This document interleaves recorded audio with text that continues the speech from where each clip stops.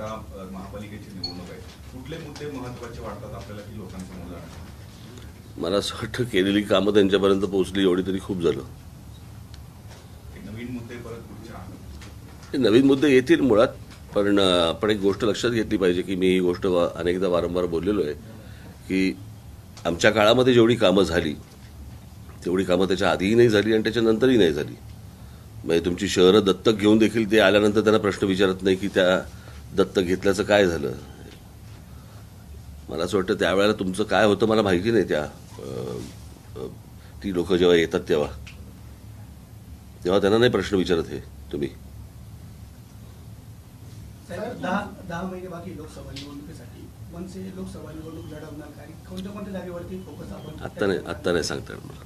साहेब, तुमचा दौरा असल्यानंतर नाशिकमधले तुमचे कार्यकर्ते किंवा नाशिककरांमध्ये उत्साह असतो, मात्र तुमचा दौरा झाल्यानंतर पुढच्या काही दिवसामध्ये पुन्हा एकदा तुमची संघटना शांत असल्याचं दिसून येतं. तुमचे जे प्रकल्प होते तुमच्या काळात झाले त्यांची आज वाताहत झालेली आहे, मात्र त्याबाबत सुद्धा कुठला आवाज उठवताना तुमच्या पक्षाचे कार्यकर्ते किंवा पदाधिकारी दिसत नाही. बरोबर बोलता तुम्ही. मला असं वाटतं की त्याच गोष्टींची झाडाझडती आता खाली होईल, पण मी गेल्यानंतर पण तुम्हाला पक्ष दिसेल. सर, पहिले शाखा होता, कामं चालू होती, कार्यकर्ते दिसत होते, आता तसं काहीच दिसत नाहीये. बाकी सगळ्यांची दिसत आहेत. असं का होतंय? प्रत्येक पक्षाच्या बाबतीत आम्ही बूथ पासून सुरुवात आहे. आता त्याच्यासाठीच तर आलोय ना मी. मला जरा बोलू तर देत त्यांच्याशी. साहेब, राज्यात सध्या पोपट हा विषय खूप गाजतो आहे. काय? विकास आघाडी असेल, पोपट मेला सर, 2000 के नोट जो है 2000 के नोट जो 2000चा नोटा बंद करण्याचा निर्णय घेतलेला आहे सरकारने. याआधी देखील नोटबंदी आपण बघितली होती, आता ही परत नव्याने नोटबंदी येते. काय तुम्हाला आठवत असेल तर मी याच्यावरती त्याच वेळेला एक भाषण केलं होतं. हाच जो प्रकार आहे धरसोडपणा जो आहे, याच्यामध्ये जर तज्ज्ञांना विचारून या गोष्टी झाल्या असत्या तर ही वेळ आली नसती. कधी ही गोष्ट आणायची, कधी बंद करायची, परत काहीतरी. त्यावेळेला तेव्हा आणल्या नोटा त्यावेळेला त्या एटीएम मध्ये पण जात नव्हत्या. म्हणजे एटीएम मशीन मध्ये जात आहेत की नाही जात आहेत हेही पाहिलं नव्हतं. हे असले निर्णय परवडणारे नसतात देशाला. आता पुन्हा लोकांनी परत बँकांमध्ये पैसे टाकायचे, परत उद्या तुम्ही काहीतरी नवीन नोट आणणार. असं काही सरकार चालतं का? असे थोडी प्रयोग होतात. हे नोटबंदी फसली असं म्हणायचं आपल्याला. मी तेव्हाच बोललो होतो ना या गोष्टी, कळलं का? तुम्ही ना जे मला प्रश्न विचारता ना ते जेव्हा ती सरकारमधली लोक येतात ना त्यावेळेला तुमचं काय झीप लावलेली असते काही ते की तुम्हाला कोणीतरी पाठवतं की हे प्रश्न विचारा. त्र्यंबकेश्वरचा मुद्दा सुद्धा गाजतोय की तिथे धूप लावण्यावरनं किंवा चादर करण्यावरनं. वास्तविक तिथले 96 वर्षांचे जे आजोबा आहेत त्यांनी पण सांगितलं की वर्षानुवर्षाची मला असं वाटतं वर्षानुवर्षाची जर परंपरा तिकडे चालू असेल तर ती थांबवण्यात काही अर्थ नाही. आणि हा विषय तिथल्या काही संस्थानाचा आहे आणि तिकडच्या गावकऱ्यांचा विषय आहे. तो महाराष्ट्रामध्ये अशी अनेक मंदिरं आहेत किंवा अशा अनेक मशिदी आहेत की जिकडे तुम्हाला वर्षानुवर्ष कित्येक वर्ष तिथे हिंदू मुसलमान काय म्हणू म्हटलं सख्य हे तुम्हाला तिकडे आढळून येतं. म्हणजे तुम्हाला मला माहिती असलेला माहीमचा जो दर्गा आहे मखदूम बाबाचा, तिकडे जी त्या उरुसावरती जेव्हा ती चादर चढवली जाते त्याला माहीम पोलीस स्टेशनचा कॉन्स्टेबल ती चढवतो. आणि अशी अनेक उदाहरणं माझ्याकडे काल परवाकडेच माझ्याकडे अनेक उदाहरणं अशी आली आहेत महाराष्ट्रामधली. तर मला असं वाटतं की त्या गोष्टी तुम्ही चालू ठेवल्या पाहिजेत. आणि इतर धर्माचा एखादा माणूस जर समजा आपल्या मंदिरात आला तर इतका भ्रष्ट होणारा इतका कमकुवत धर्म आहे का?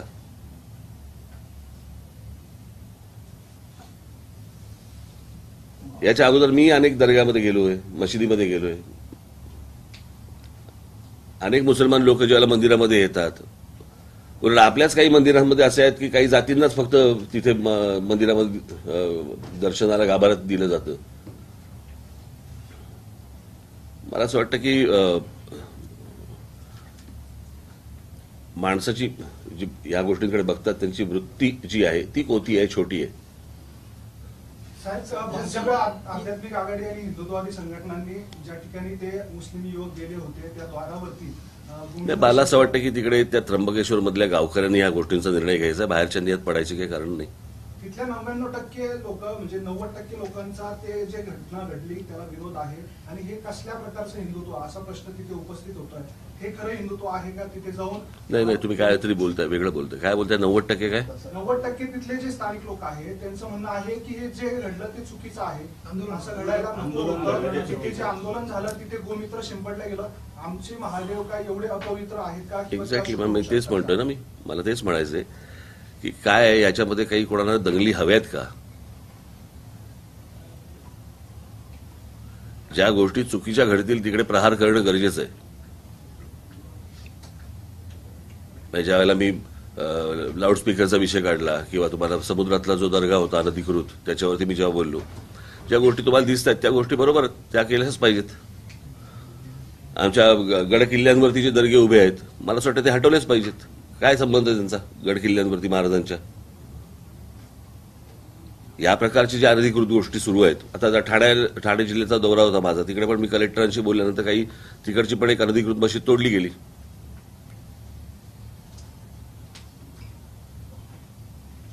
ज्या चुकीच्या गोष्टी आहेत त्या मला असं वाटतं त्याच्यावरती तुम्ही प्रहार केलाच पाहिजेत. पण जाणून बुजून काहीतरी आपलं एक काहीतरी खोदून काढायचं याला काही अर्थ नाही ना. आणि मी तुम्हाला एक गोष्ट सांगतो, आतापर्यंतचा महाराष्ट्रामधला इतिहास जर समजा तुम्ही पाहिलात की जिकडे मराठी मुसलमान जिथे राहतात तिथे कधी दंगली होत नाहीत. आणि त्याचं सगळं अनेक वर्ष अनेक पिढ्या ते इथे राहिलेले असतात. त्यांचं काम असतं इकडे, त्यांची पोरं बाळं इकडे असतात, शिकलेली इकडे असतात, ते मराठीतच बोलतात.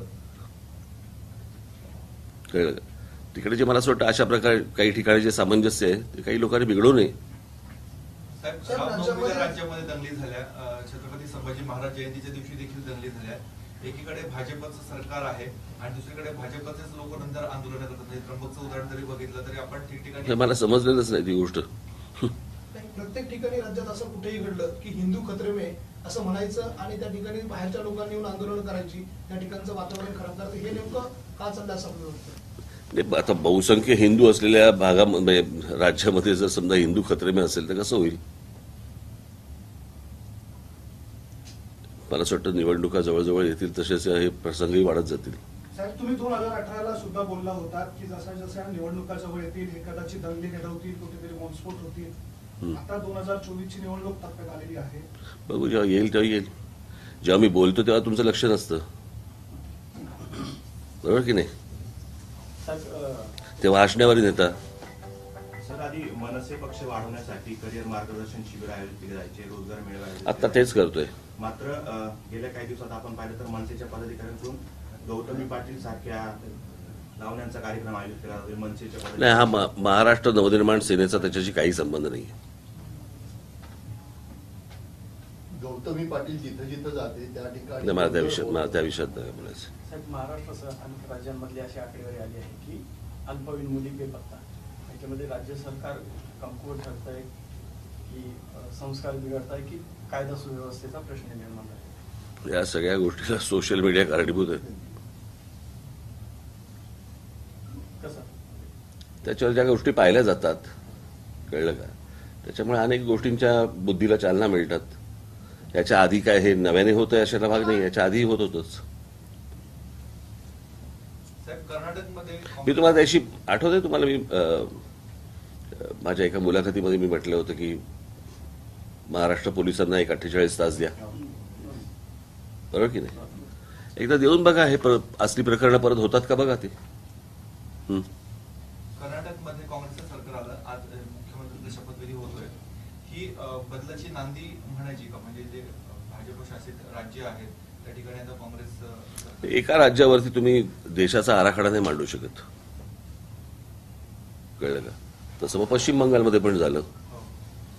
एका राज्यावरती या गोष्टी नसतात. मला असं वाटतं वातावरण कसं बदलतंय आणि काय होतंय हे पाहण्यासारखं असेल आता याच्या पुढे. हिमाचलला पण पराभव झाला, गुजरात जिंकली. गुजरात जिंकायचं कारण जेव्हा काँग्रेसचं सरकार होतं केंद्रामध्ये तेव्हा देखील गुजरातमध्ये सरकार येत होतं नरेंद्र मोदींचं. आता हिमाचल, कर्नाटक इथं बदल दिसतोय. म्हणून मी म्हटलं ना, इंटरेस्टिंग होत चाललेलं आहे सगळ्या गोष्टी. आणि मला असं वाटतं की मी कर्नाटकाच्या निवडणुकीच्या बाबतीत ज्या माझी प्रतिक्रिया दिली ती मला असं वाटतं त्यांनी समजून घेणं गरजेचं आहे. त्यांचं असं म्हणणं आहे की इतरांनी कोणी आम्हाला प्रतिक्रिया देऊ नयेत. मग उद्या वर्तमानपत्राचे अग्रलेख पण लिहायला नको तुम्ही? हं? व्हायलाच नको, म्हणजे कोणी बोलायचंच नाही का यांच्या बाबतीत?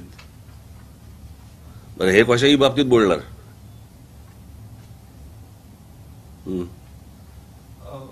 बारसूचा जो प्रकल्प आहे, नियोजित प्रकल्प बारसूचा, तर तिथे कातळ शिल्प असल्यामुळे तो तळ कोकणामध्ये हलवावा अशा स्वरूपाची आता चर्चा सुरू झालेली आहे. आपण देखील तिथे सभा घेतली होती, हाच मुद्दा मांडलेला होता. काय आपलं ते काय मी तुम्हाला सांगू का, हा सगळ्यांना तुम्ही जर कोकणामध्ये फिरलात तर तुमच्या लक्षात येईल, हे सगळ्या जमिनीच्या व्यवहारातनं होणाऱ्या गोष्टी आहेत. तर प्रश्न असा आहे की 1000, 2000, 3000, 4000 एकर जमीन तुम्हाला पटकन मिळणं ही अशी काय गंमत आहे का? म्हणजे ह्या कोणीतरी घेऊन ठेवलेल्या जमिनी आहेत अगोदर, आणि मग कमी भावामध्ये घ्यायच्या लोकांकडनं आणि जास्ती भावामध्ये सरकारला विकायच्या, हेच सगळे धंदे सुरू आहेत ना तिकडे.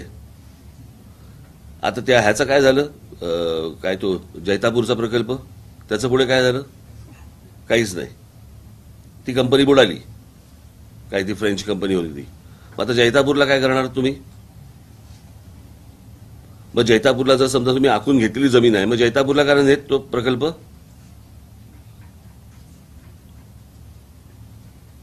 आम्ही इतक्या जमिनी काढलेल्या आहेत, इथे तो प्रकल्प आणा म्हणजे आमच्या जमिनीला भाव मिळेल. आमच्या जमिनीला म्हणजे तिथल्या लोकल लोकांना नाहीच, स्थानिक लोकांना नाहीच. हे सगळ्या ठिकाणी हे सगळे जमिनीच्या व्यवहारात सगळ्या गोष्टी सुरू आहेत.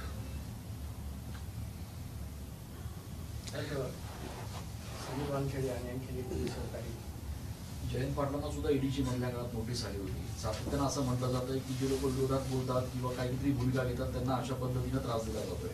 जयंत पाटलांच्या संदर्भात नेमकी काय वाटतं? मला माहिती आहे त्यांची कशाबद्दलची इन्क्वायरी आहे ती.